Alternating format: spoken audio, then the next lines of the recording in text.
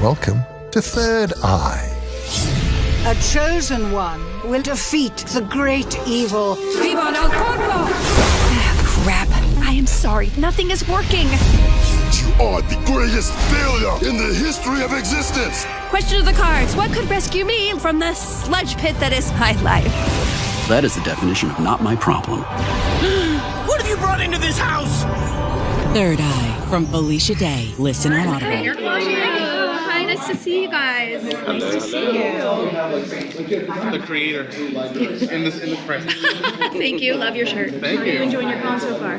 It's been a very interesting con. I am on double strike, so I'm here really in a very narrow pocket to support this audio project, which is allowed through the strike, but my heart is on the strike line with my fellow actors and writers, and I'm just hoping.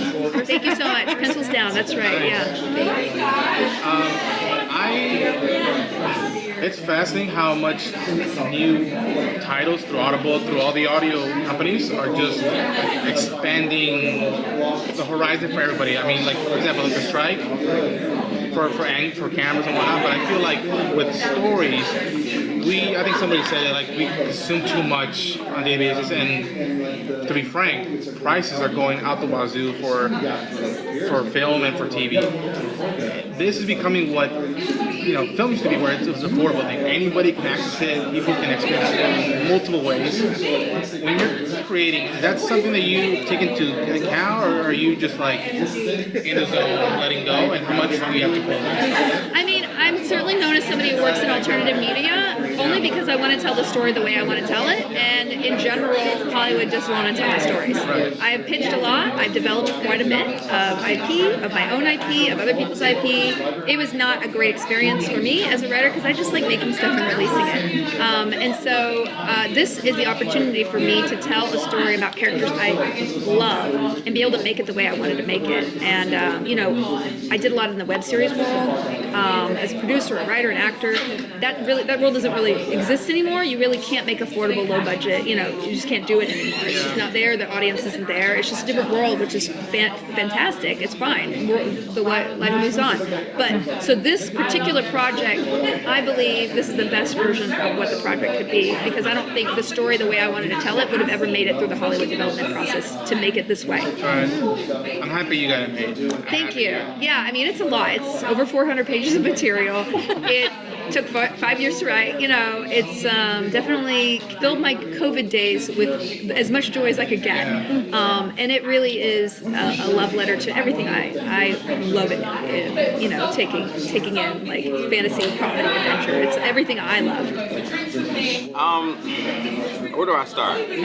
Your resume, it speaks for itself, and let's just make this a coffee setting right here. Okay, great. I'm super curious. What goes through your mind when you're thinking about your next project? Because you really have checked off every box.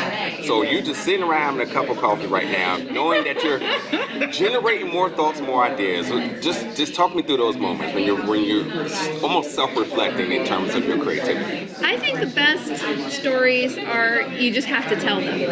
And I found, when I first started writing, I was not an easy writer. It was panic time all the time. I wrote even a book, Embrace Your Weird. It was a self-help book about getting your creativity out there, which was kind of to myself, because I was having so many issues with burnout and figuring out who I was as a writer and a person, and after having a baby, like 18 things. And so to me, what I've latched on in the last 5 years, when I believe I've become a really good writer, is that I have to tell the story, and it's about a character's journey that's personal to me. And so this character in Third Eye it's a failed prodigy. It's a girl, a woman who was supposed to save the world, and she didn't. And as somebody who played the violin from 2.5 on, and who was a prodigy of the internet, and always had all this expectation put on there that you can never live up to, feeling the failure of like going off the cliff of not being what everybody thought you were is devastating. And it took a lot of time for me to overcome that, and I really put that into here. here because it really parallels this trope that we're all really familiar with. So for me, like every character, it's about character. And so my next project, I mean, I have a graphic novel I'm working on that I finished pretty much, and then I have a novel that I'm working on and a musical that I have. But I'm like, what is the character? Why do I have to tell her story? Because usually it's a her. It really is that, and I think creativity is so hard, and it's so hard to finish anything. You have to have something personal to get you through it, to get you to the end, so you can rewrite it over and over again. I love it. Thank you. Oh, sorry, I saw your finger. Loved the first episode that we got to hear. It was amazing. Oh, great, thanks. Hilarious. The thing that struck me about it most was you mentioned the child prodigy thing, and in Chosen One stories, it's always a young person. Mm-hmm. And what I loved about this is that, we spend some time in the beginning with the 10-year-old, but really it's about this woman who is the chosen one and keeps being the chosen one. I'd love to hear you talk more about that, like the idea that kids are supposed to fail, but that we get better as adults. Like how much of that came into I mean, once you hear all the episodes, you will see that it's definitely a process, and that is definitely a lesson. But it's also about being a value for yourself and not your achievements, because that's, the prodigy syndrome is like you're only based on how good your piano or whatever it is, artistry. How do you live up to that when you're not extraordinary in that way? I feel like that is a big theme for me, and I really wanted to embody that in the project. Yeah, thank you so much. Yeah, but also it's as a woman who Hollywood, there are not as many roles for somebody my age, which is crazy. I'm like not really that old, but you do as a woman see a real shift in your career and the way the world perceives you. And I wanted to be like, I'm not going away. Like I'm not going to just back off so that you can tell the story of the 20-year-old version of this. You can't reboot this other property with a bunch of 19-year-olds. I'm not interested. And what was key to this story though is the relationship between Laurel and Kate. Kate, who's a teenager who comes in and really has to figure out how to be guided in this world in a way, but not having the mentor have to step away. It really is a shared story, and it's a parable for me. Like I think modern fiction and even going back to fairy tales of evil stepmothers, women who are older have to step out of the way to have the young woman actualize herself. And I think that's a really misogynist construct that keeps women apart and keeps them being enemies and seeing older women as either irrelevant or not someone to learn from or be friends with or associate with. An older woman has to step aside for that younger woman, and I think that's just to control women, right? Because if we're unified, we fucking get things done, And so that's something I really wanted to embody in this and not have it be, it's an equal journey for both of them. So you can be on the younger person's journey, you can be on the older person's journey, and they're a team. Do you have any advice for female writers who try to break in that type of construct that can keep in experience like this? I mean, I think if you look at the aggregate, the last 5 years have been really great in liberating a lot of stories and telling different ones. I guess my advice to anyone telling stories is make sure you're doing it make sure you're making the story personal to you, not trying to please a system to try to get through it. Tell stories and tell them the way you want to tell them. Tell them any way you can. Like I've made my name making videos in my closet, right? Hopefully this is a big success. If not, I still made it, right? And I couldn't get it through Hollywood. And I spent years wasting stories and time on development. And this is why my heart goes out to every WGA member, like what they have to go through to get anything made, and the fact that they're being devalued now by the producers who literally don't have anything without that script is really awful. And so that's kind of why I stopped doing those kind of jobs, because my heart couldn't take it. I would get so personal with my stories, and I think that's the only way you make something that lasts. And also, even if only one other person is affected by it, that's the reason why that story and that character exists. So, I would recommend just making things. And there's no excuse at this point. You can record something. You can shoot something with a phone. Like, you can do a webcomic. It's a wonderful time. It's a wonderful time to be a creator. Even though it's a lot of content out there, you can make your stuff, and that's your job.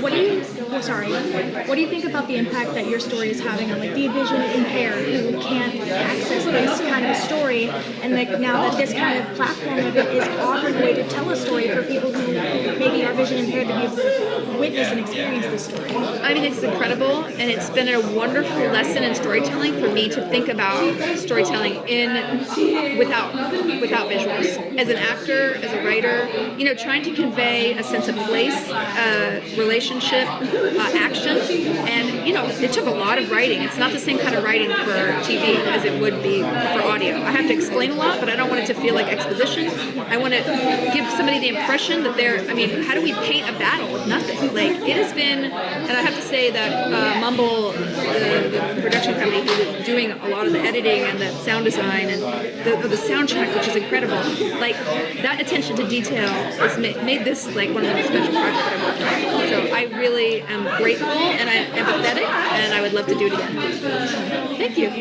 Yeah. So you're promoting this thing that you've created now. Are you planning on hunting anything down at the floor, or are you like, what, it's like... No, I was at preview night 2 hours last night. I even made a video, I think I uploaded it. I bought a lot of dice. I really did shop for my daughter a little bit more. She's 6 years old. Because my trinkets and my statues and my comics shelf are full. I got a couple of books for myself, but mostly I got stuff for her that we can actually share together. The wonderful thing is she's 6, and now some of the stuff I want to read, she can read, so it's like we're sharing it, and it's like the best moment ever. Okay, great, awesome. I'm glad you went that direction, because like I do consider you like the OG content creator, and as we see now, content creators are realizing that there's different space in artistry.